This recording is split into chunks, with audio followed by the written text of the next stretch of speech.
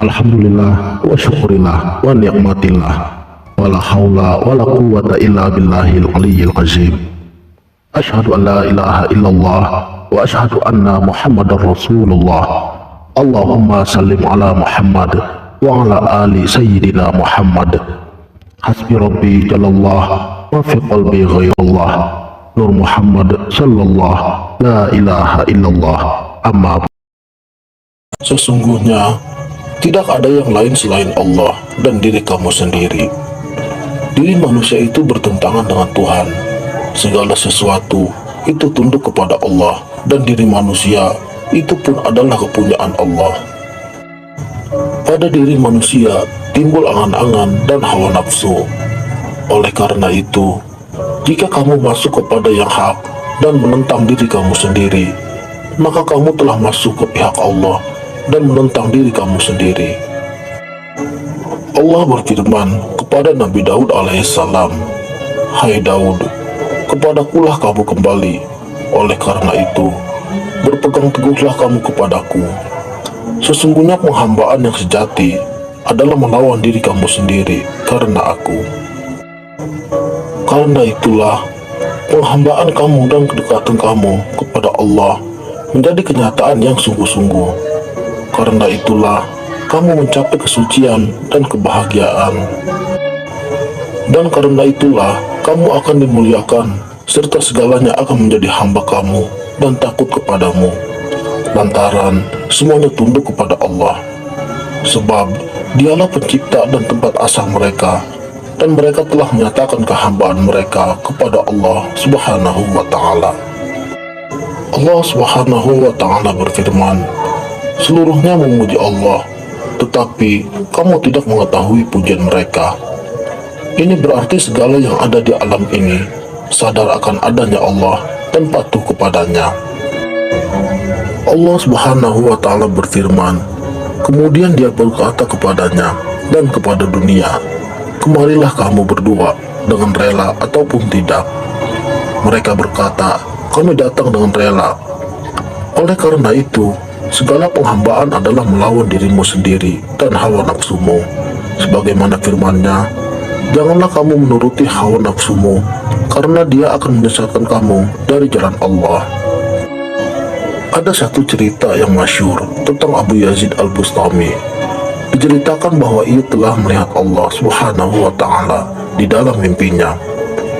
Ia bertanya kepada Allah, bagaimana seseorang itu dapat sampai kepada Allah? Lalu Tuhan menjawab, "Buanglah dirimu dan datanglah kepadaku." Setelah itu katanya, "Aku pun keluar dari diriku seperti ular keluar dari sarangnya." Karenanya, semua kebaikan itu terletak pada jihad melawan diri sendiri, serta semua perkara dan keadaan hidup ini. Sekiranya kamu dalam keadaan salah, lawanlah dirimu hingga kamu terhindar dari hal yang haram, dari manusia, dari prasangkaan, serta dari pertolongan mereka, ketergantungan kepada mereka, takut kepada mereka, dan dari menghendaki apa yang mereka dapati dari dunia fana ini. Janganlah kamu mengharapkan hadiah, sedekah ataupun pemberian mereka. Hendaklah kamu membebaskan dirimu dari apa saja yang bersangkutan dengan keduniaan. Dan sekiranya kamu mempunyai saudara yang hartawan, maka janganlah kamu mengharapkan dia lekas mati dengan niat kamu ingin mendapatkan hartanya. Hendaknya kamu keluar dari pengaruh makhluk dan anggaplah mereka itu seperti pintu pagar yang bias terbuka dan bias tertutup, atau seperti bunglon yang kadang-kadang berubah dan kadang-kadang tidak. Segala yang berlaku dan terjadi adalah dengan kehendak Allah, dan Dialah yang membuat dan merencanakan segalanya. Jadilah kamu yang berjiwa tauhid, yang mengesahkan diri kepada Allah, Tuhan semesta alam. Jangan pula kamu mengikuti faham golongan Jabariyah atau Qadariyah. Lebih baik kamu mengatakan bahwa perbuatan itu adalah kepunyaan Allah, sedangkan manusia adalah berusaha menjalankan perintah Allah yang berhubungan dengan manusia. Pisahkanlah bagianmu dengan perintahnya, dan janganlah kamu melampaui batas, karena perintah Allah itu pasti berlaku, dan Allah akan menjatuhkan hukuman kepada kamu dan mereka. Janganlah kamu ingin menjadi hakim sendiri. Keberadaan kamu bersama manusia adalah karena takdir Allah, dan takdir ini terdapat di dalam kegelapan. Oleh karena itu, masuklah ke dalam kegelapan itu dengan membawa lampu yang juga menjadi hakim.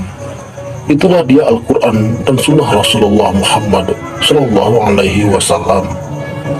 Janganlah kamu melanggar keduanya.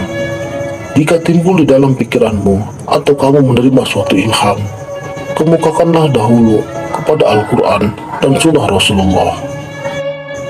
Sekiranya suatu pikiran atau ilham bertentangan dengan Al-Quran dan hadis, maka janganlah kamu ikuti dan kamu jalankan. Wallahu a'lamu bishawab. Sekianlah, semoga bermanfaat. Wassalamualaikum warahmatullahi wabarakatuh.